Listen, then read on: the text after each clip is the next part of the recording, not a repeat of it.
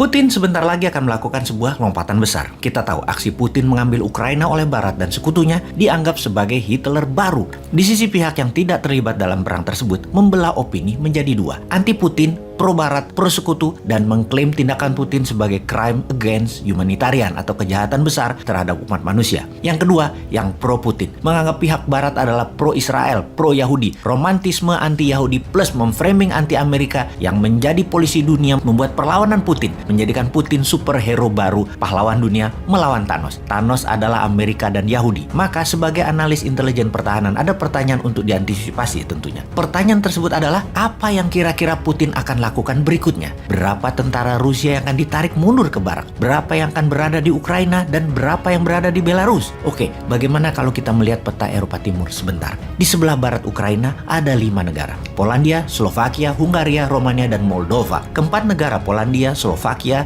Hungaria, dan Romania adalah anggota NATO. Kalau kamu menyerang keempat negara ini, maka kalian berhadapan dengan NATO. Kalian menyerang NATO. Sebuah fakta pertahanan sekutu di Eropa. Dapat dipastikan Putin tidak akan mengambil resiko itu, sehingga tinggal Moldova. Ukraina dan Moldova punya perbatasan darat yang panjang, hampir 1.200 km. Jika Putin mau, maka dia bisa memerintahkan langsung tentaranya untuk mengarahkan pasukannya ke Moldova. Rupanya rencana ini sudah lama dilakukan Putin, yang akhirnya rencana ini dibocorkan. Dan coba tebak, siapa yang membocorkan detail rencana Putin akan mengambil Moldova itu? Yaitu Presiden Belarus, Alexander Lukashenko, alias sahabat Putin terdekat. Minggu lalu, Lukashenko mengumpulkan seluruh pemimpin pertahanan Belarus membahas rencana perang Rusia. Ketika Lukashenko hadir, dia membawa peta besar Eropa Timur yang dipaparkan dalam pertemuan tersebut. Dalam peta tersebut, sangat rinci memaparkan rencana invasi Rusia ke Moldova. Sebuah hal yang sangat mengerikan kalau kita melihat apa langkah Putin tersebut. Dan bagi Putin,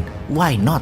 Ambil Moldova itu. Pertama, Moldova memang mantan anggota Uni Soviet yang hingga tahun 2009 sangat taat pada Moskow. Namun pejabat sekarang tidak lagi taat pada Moskow. Ya, ambil aja sekalian mungkin ya. Kalau Putin mau mengembalikan kejayaan Uni Soviet atau Soviet Empire, maka Moldova sangat seksi.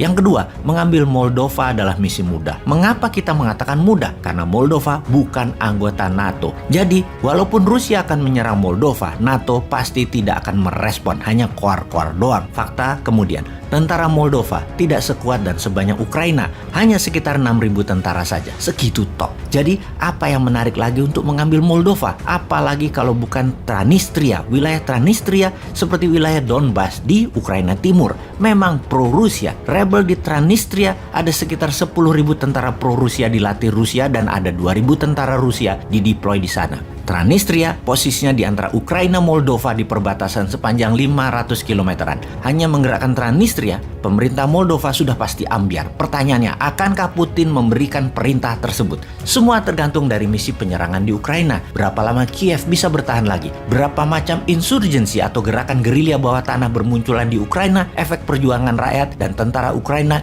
yang memutus rantai komando utama menjadi satuan kecil-kecil. Semakin banyak, semakin sulit diredam Ukraina. Walaupun pemerintahannya sudah jatuh. Intinya, seberapa akan sibuknya nanti tentara Rusia di Ukraina. Yang menjadi pertimbangan juga adalah menginvasi satu negara sudah sangat beresiko, apalagi 2 negara. Ujungnya, Rusia akan punya 2 rezim boneka di negara Ukraina dan Moldova, namun tidak punya uang untuk mengelolanya karena kena sanksi ekonomi. Bisa-bisa terbatas sumber ekonomi yang di dalam negeri Rusia tidak punya, dan ini tergantung mitra Rusia, Tiongkok. Jadi jelas, Putin akan membangun kembali kejayaan Uni Soviet. Di pihak Rusia ada Lukashenko Belarus sebagai sahabat dekat dan Xi Jinping sebagai quid pro quo, bahasa Latin yang artinya a favor for a favor, strategi untung-untung. Lukashenko stay in power butuh dukungan Putin, dan Tiongkok butuh energi Rusia dan Rusia butuh barang Tiongkok. Belarus bahkan mengizinkan hulu ledak nuklir Rusia dipasang di sana yang mengarah ke Eropa. Agaknya Rusia serius membangun Soviet lama dan membuat NATO, Amerika dan sekutunya diam di tempat seperti Putin menipu dunia di tahun 2014 dengan pengambilan alihan Crimea, dan sekarang dilakukan lagi tanpa Barat bisa apa-apa. Singkatnya, Rusia memerlukan Belarus sebagai negara netral palsu padahal boneka Rusia dan menjadi pagar terdepan melawan NATO. Jadi mau mengingatkan aja bahwa Putin pasti mengambil Moldova.